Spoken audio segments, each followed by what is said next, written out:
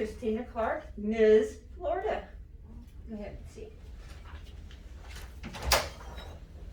Hello, how are you today? How are you? I'm great. Would you like to have a seat? So first I'd like to learn more about how COVID and the pandemic impacted your work in the daycare system.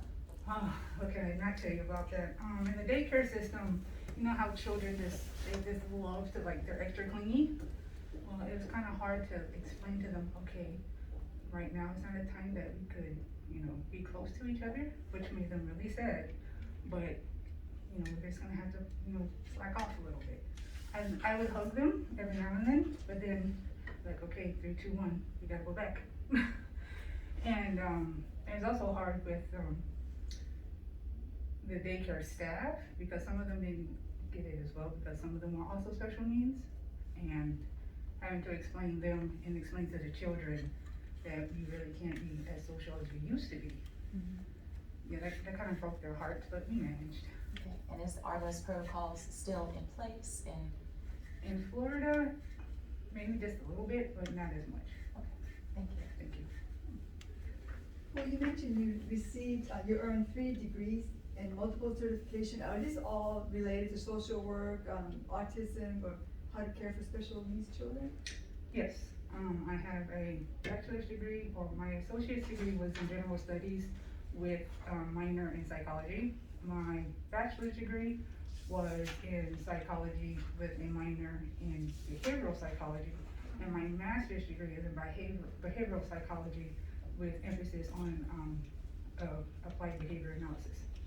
Well, I'm glad there are people like you who have special souls that want to care for special needs children.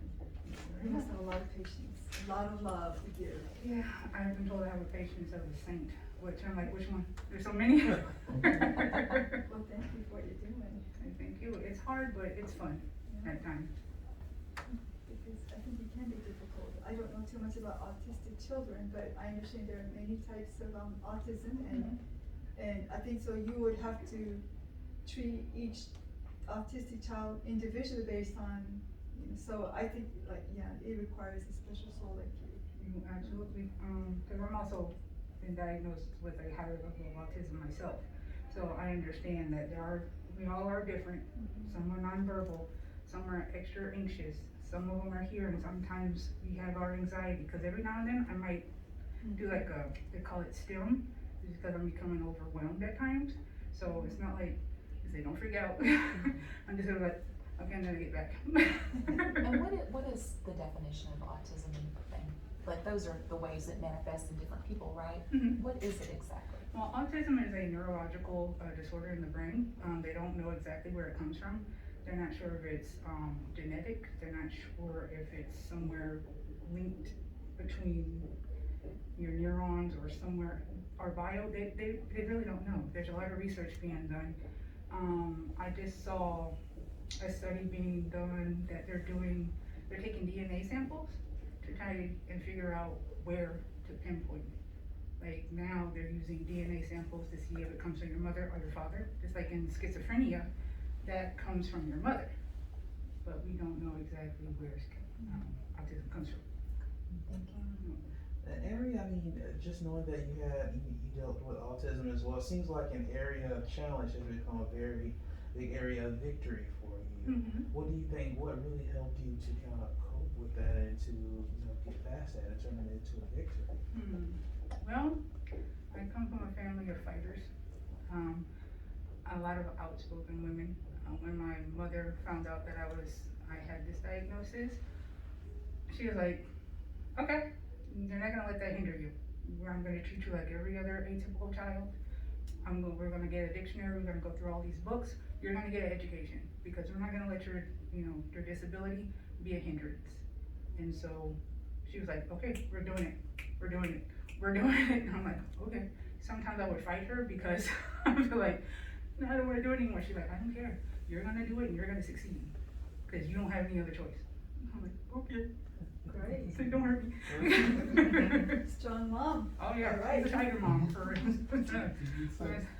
you think that the community as a whole has done a better job in making the community more aware about autism? It's slowly getting there. I mean, being that today is Autism Awareness Day, I see nobody's wearing a pin, but maybe at the end of the interview, I have pins for you if you want them. Since I see there's 4. Do you have a pin too? You want one? I think I gave you one, right? I did? Okay, well, I'll give you one. I'll give you one. I'll give you one. Okay. But yes, I think they could do more because it's set in one area. Of course, they have, you know, the little pins and the little things that tell people, hey, this person has autism. This is what you should do. But there's way more than that. Just because a person has a sensory thing, like mine is hearing, some people have a visual sensory. Some people have a voice or a taste sensory or touch sensory. If, you know, we can get more people that understand that it's just not one little spectrum or one little box, it would be a lot better. I just think that we need to expand it more because there's a lot of people who don't understand. That's true.